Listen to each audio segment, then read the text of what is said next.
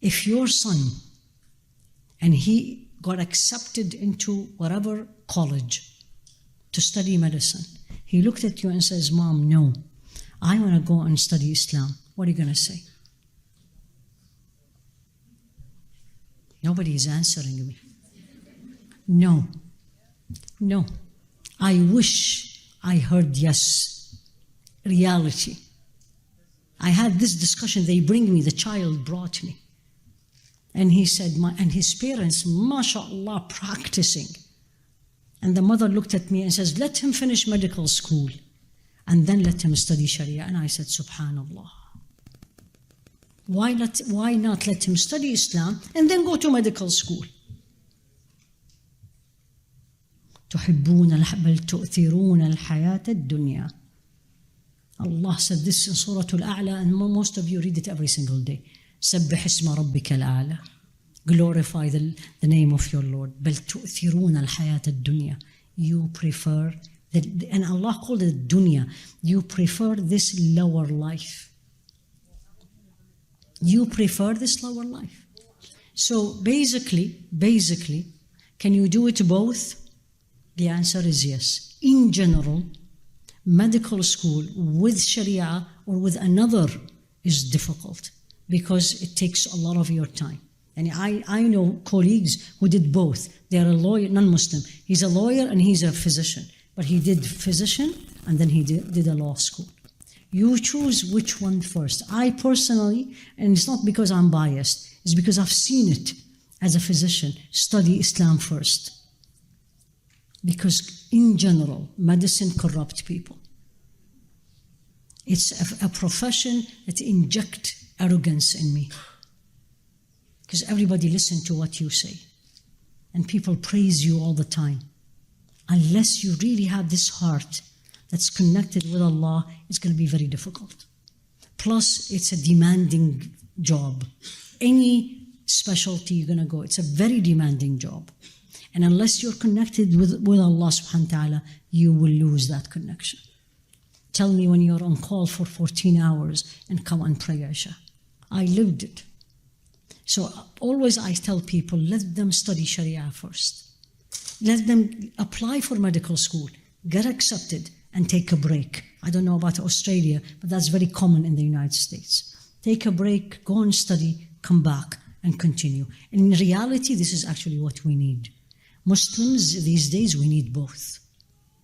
We need educated people in every specialty, not only medicine, but everything. We need a good Muslim reporters, journalists, TV presenters, a politician. We need them. Not only the professions that will bring money or professions that we are used to. Everything we need. We need a good Muslim nurses. So combine, absolutely. Maybe you cannot do it together at the same time. It's a little bit challenging. Choose one, which I usually say, choose medicine first. Choose Islamic studies first.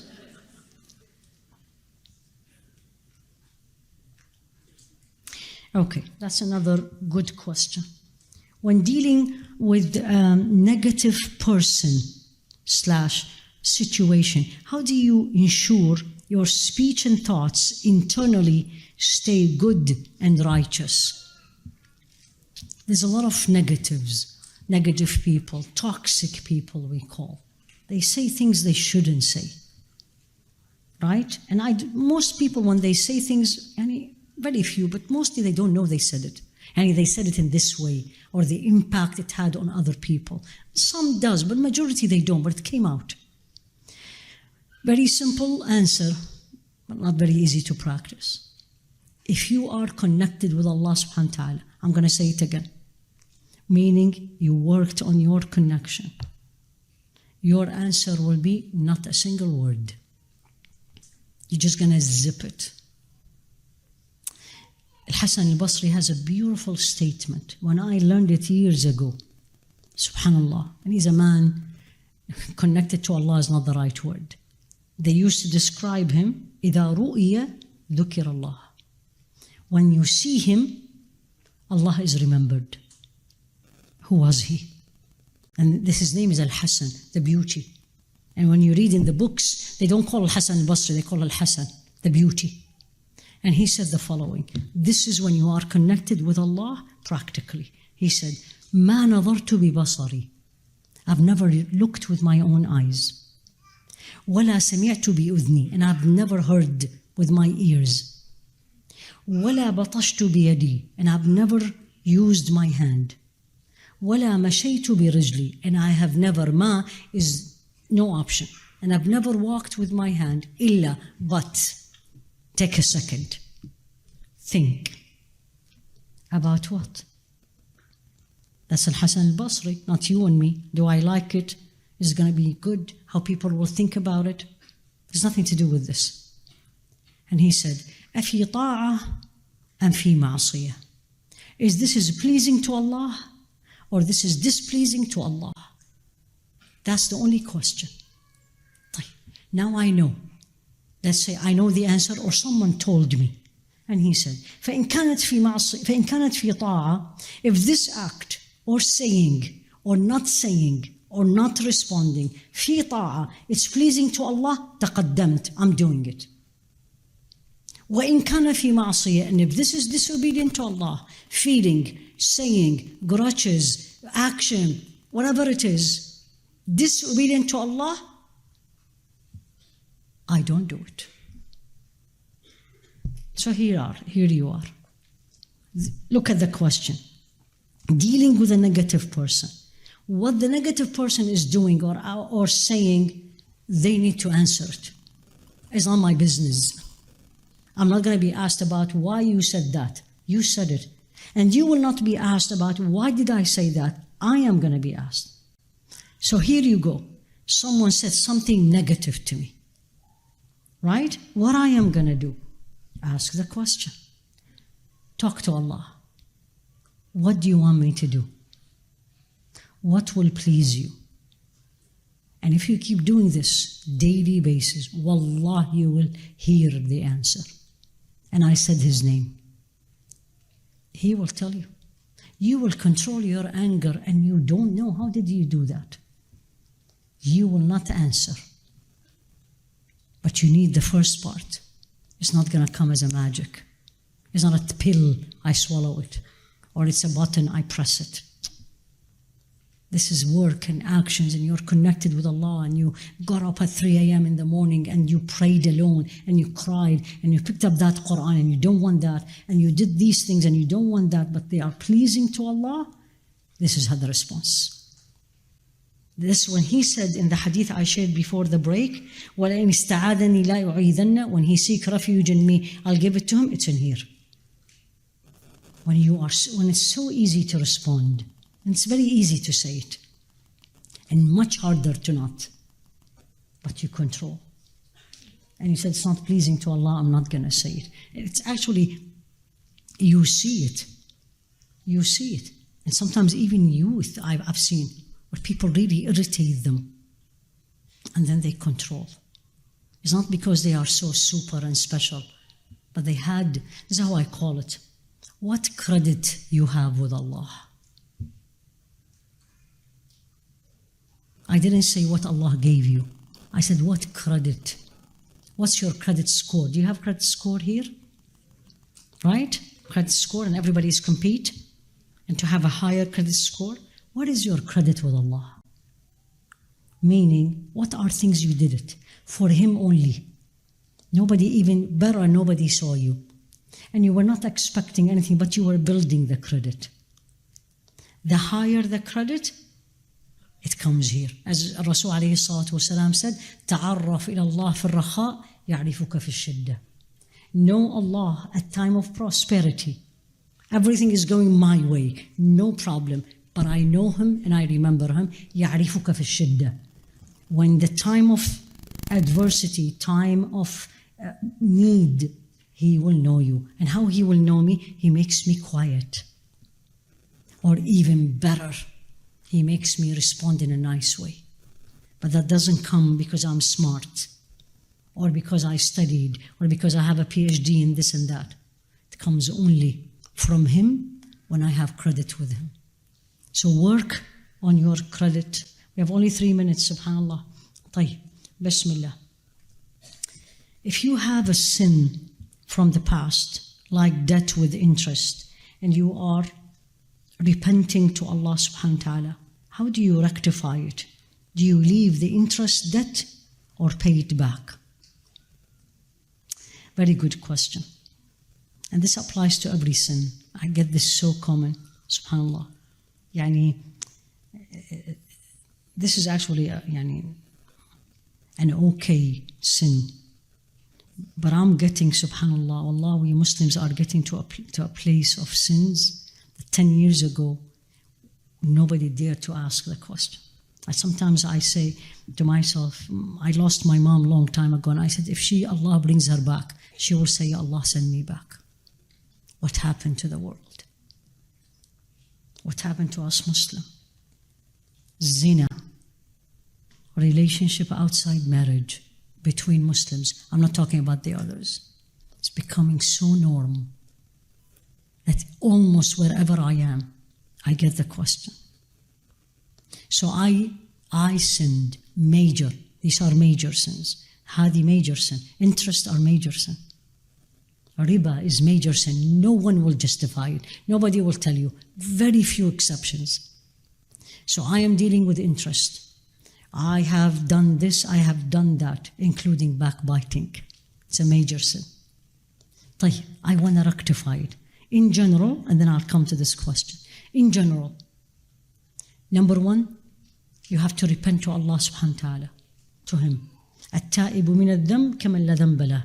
The person, and this is a hadith of Rasul alayhi salatu wasalam, the person who repents from a sin is the same as a person who didn't do it. And this is very important for us. Not you did the sin, but somebody else did the sin. Don't keep remind them of, remember when you did that? Don't do that. Because Allah will test you with that sin. And especially if it's between spouses. And whatever you did before, khalas, done. You repented truly to Allah subhanahu wa ta'ala, it is erased completely. Then, so number one is you need to repent. Number two, you don't keep doing it. So this major sin has to be removed.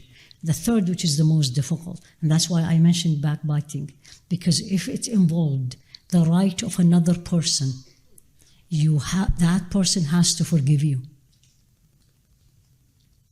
Imagine this. That person has to forgive you. Otherwise, on the day of judgment, there's a lot to pay. So for the interest, this may sound a little bit sharp. Absolutely.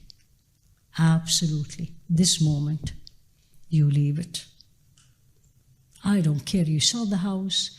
I don't care you go and rent. Interest is major sin.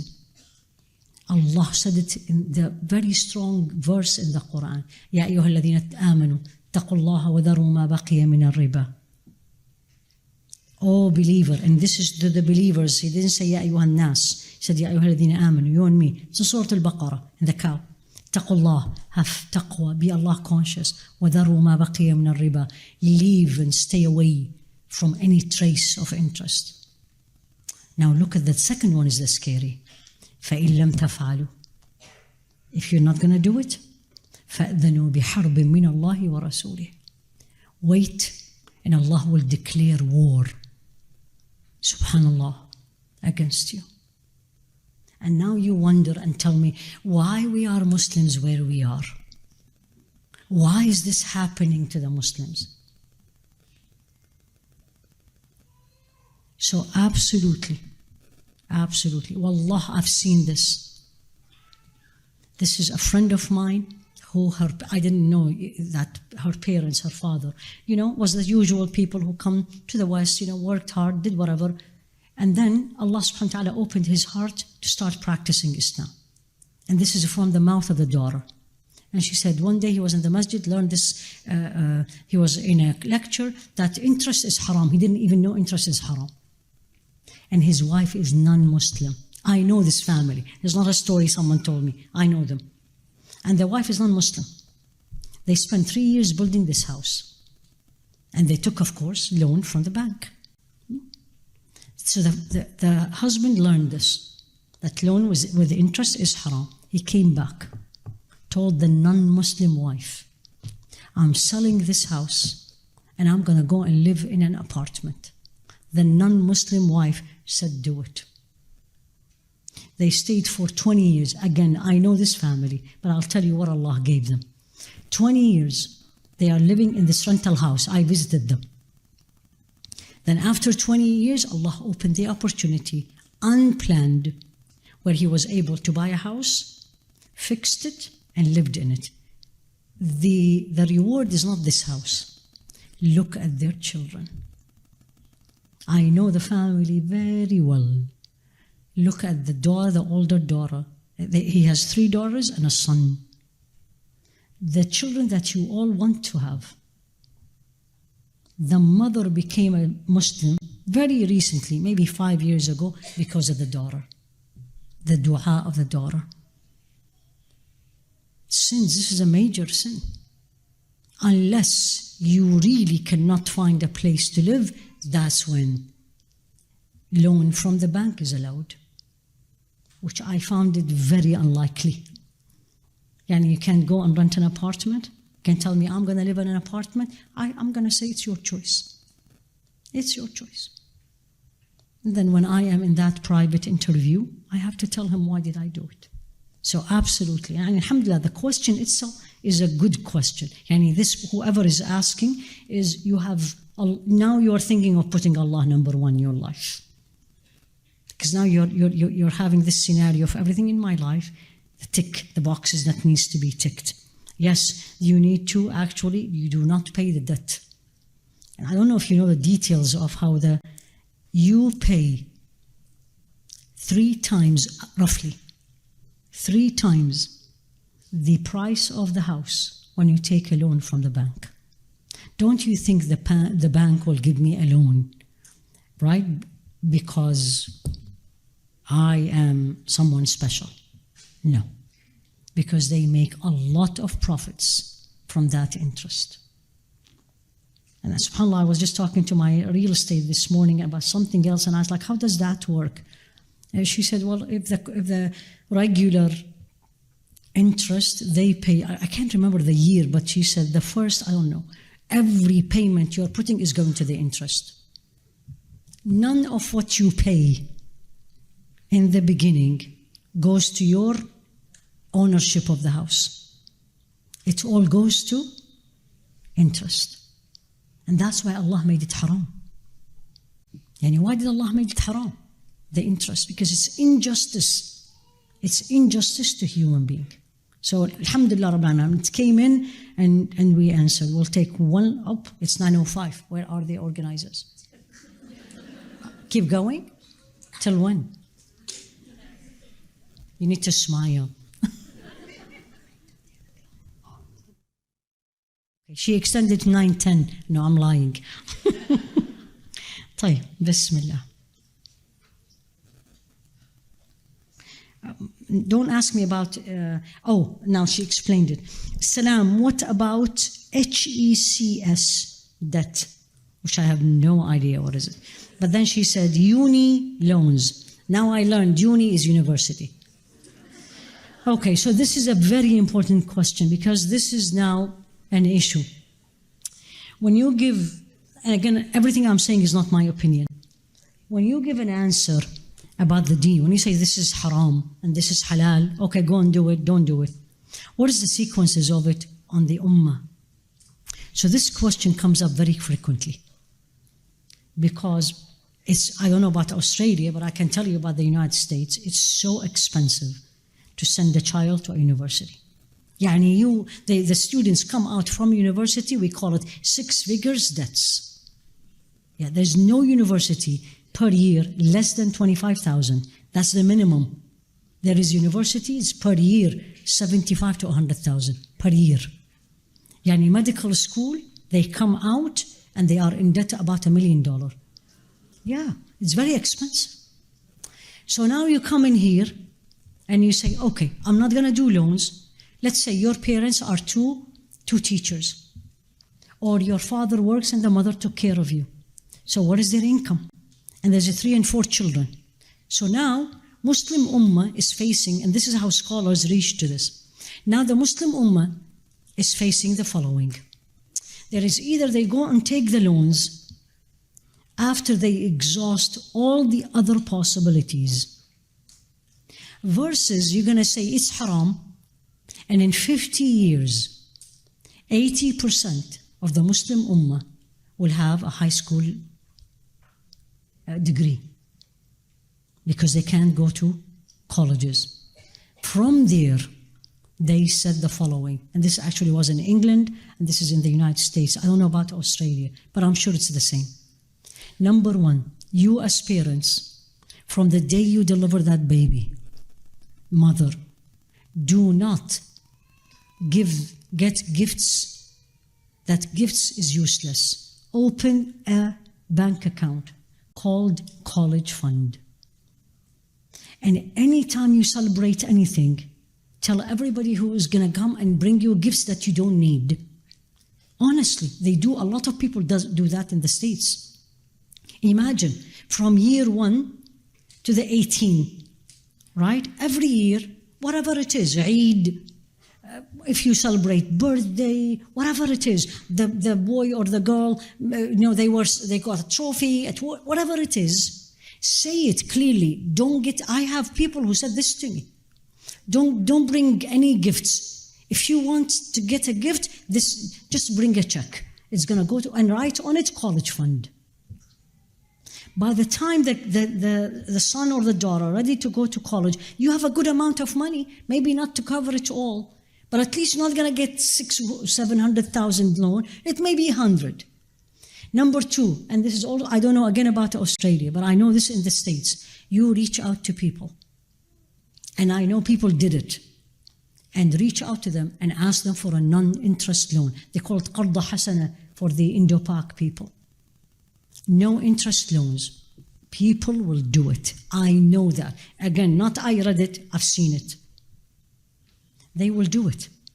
They don't have children, for example, or their children grew up and finished and they paid for their education, and now you reach out to them, you got accepted to law school, you got accepted to medical school or any school, and they said, give it to me, and you write contract, and then you said, I'll pay it. If you exhaust everything, there's also some organizations, again, I don't know about Australia, but I know that in the States, there's organizations which give loans, non-interest loans, Muslim organizations. Because this is becoming an issue. If you exhausted all that, that's when they allowed it. But take the minimum, they say. Yani don't go and rent an apartment and you can stay with your parents. Or don't go and do anything extravagant. Take the minimum, because that's what they call maqasid al-sharia, the essence of this deen, the goal of this deen, or the aim of this deen is what will happen if I say everything is haram, or I say everything is halal. What will happen?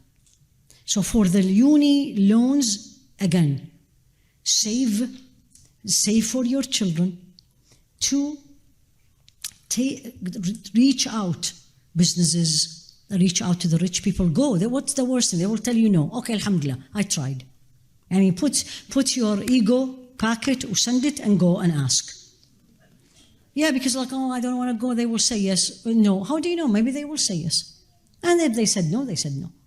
And then if this didn't work, then you can. طيب. Halal banks. Are they truly halal? Okay. Anything that you need to know, it's halal or haram, you have to know they are based on what? What is a bank? It's not a place where I'm going to go and put my money. Of course, I know that. How does bank works? Bank is a company, like any other company, right? Companies sell, right? Anything. And you make profit. What do banks sell? Money. Loans. because they make money from money. That's how it is. So when you say, but can I put my money in the bank? Yes. But you put it in non-interest account. And even that, the hadith of Rasul ﷺ applies. سَيَأْتِي زَمَانْ عَلَى أُمَّتِي. A time is going to come on my ummah that even that person who does not want to deal with any interest, he will be touched by the dust of the interest. And how is that? When I put my money in the bank, what they are doing with my money? Giving it for a loan. Then I'm not getting the interest back, but the bank is getting it. So halal bank, unless you're playing Monopoly. طيب.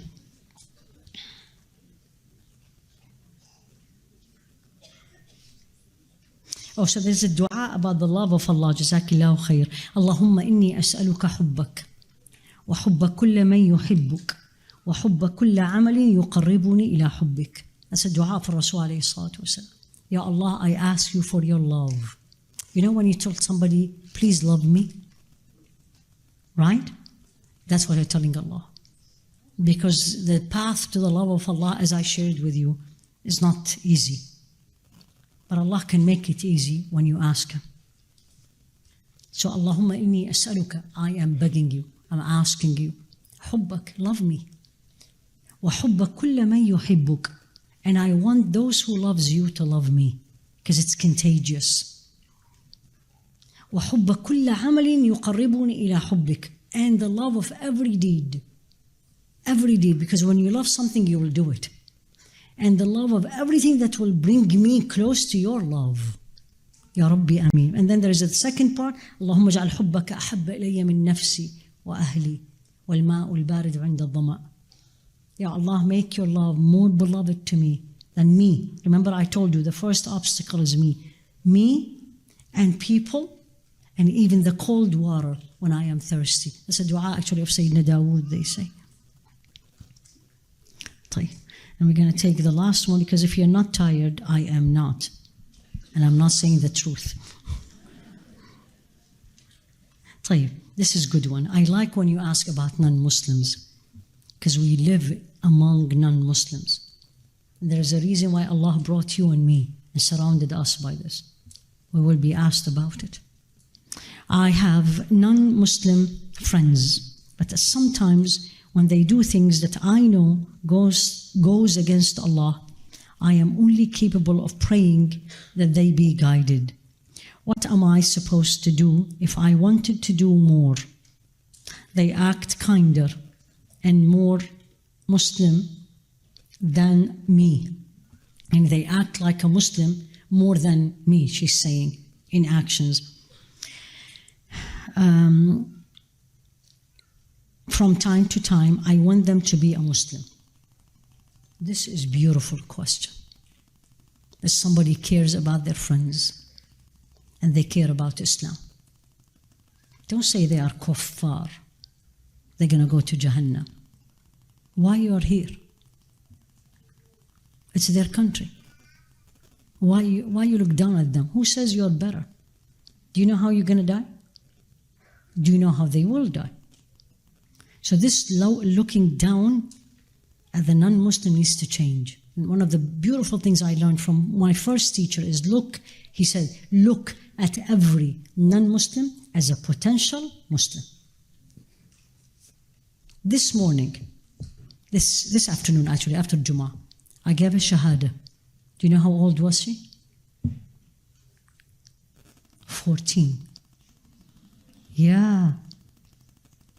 And who introduced her to Islam? Her two friends. The friends are in a Muslim school. That's the school I visited. Where did they meet her? Because I asked, where did you meet? In the library. How many libraries we went? And she said they talked about it. And the girls are 15 and 15. And she said, I like it. This is what I want to be.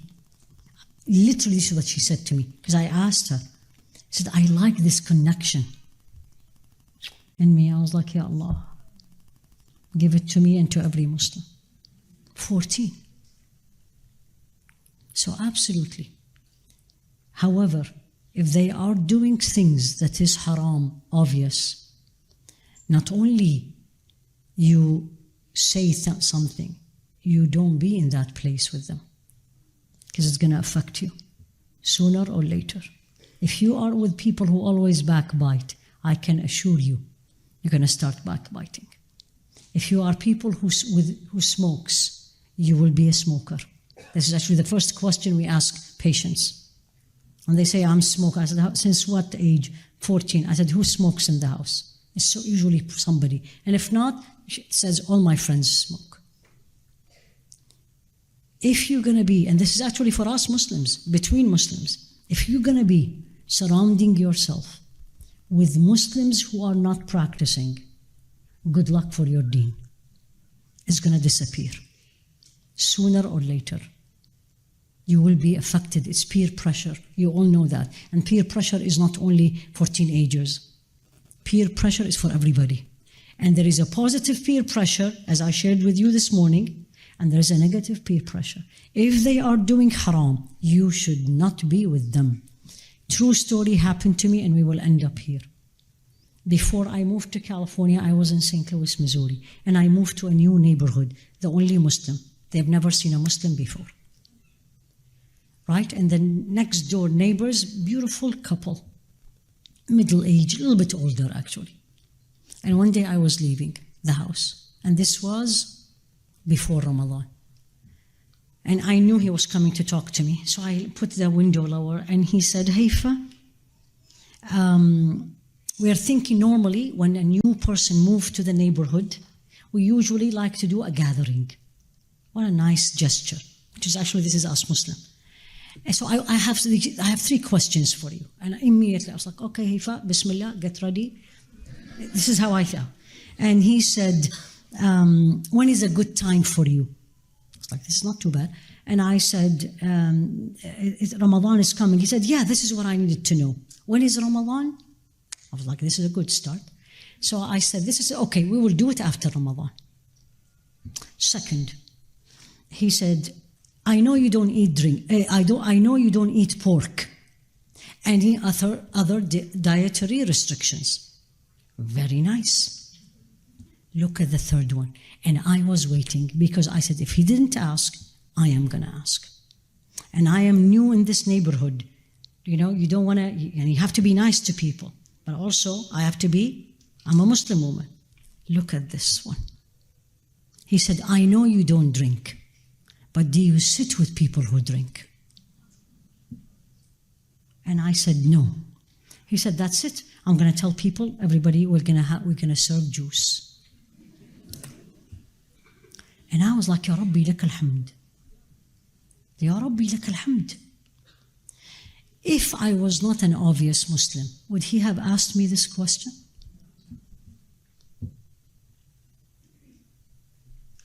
Here you go. You need to be a Muslim, obvious Muslim, proud, not arrogant Muslim, because this didn't come right away. This came about after 2 months. And then see what Allah subhanahu wa ta'ala will give you. May Allah subhanahu wa ta'ala protect us all. May Allah subhanahu wa ta'ala bring us all back to Him in the way that pleases Him. May Allah subhanahu wa ta'ala make us of those who listen to the word of admonition and follow the best of it. And may Allah subhanahu wa ta'ala, and I seek refuge from Allah, that I remind you of Him and I forget myself. If I have said anything correct, it's only from Allah and Allah only. And if I said anything bad or incorrect, it's from me, the impact, me, myself, the impact of shaitan on me, and I seek refuge that I remind you of him and forget him. Subhanakallahumma wa bihamdik, ashhadu an la ilaha illa ant, astaghfiruka wa atubu ilayk. Sallallahu ala Sayyidina Muhammad wa ala alihi wa ashabi tasliman kathira. Please forgive me, I can't greet you all. Allah knows how much I really want to, but look at the numbers here. And may Allah reward you all. But if I greet one, I have to greet everybody because that's your right. So please forgive me. The only thing I will do is I'm going to sign the books because I promised some of you. So if you have books, come in here. I was in Malaysia, and just to give you this, there was 1,200 women in that room. Nobody moved or brought a book. Allah, I was amazed. And I said, I'm going to sign a book. Everybody was in line. The room, you look at the back, you can see the back. And the line was all the way. The organizers come to me and says, Dr. Haifa, this is going to be an hour or an hour and a half. And I said, they are waiting in line for an hour and a half. At least I'm sitting. So let's do it. Don't come and crumble here. Be in line, open it up like that, so I can sign it right away. طيب, جزاكم الله خيرا.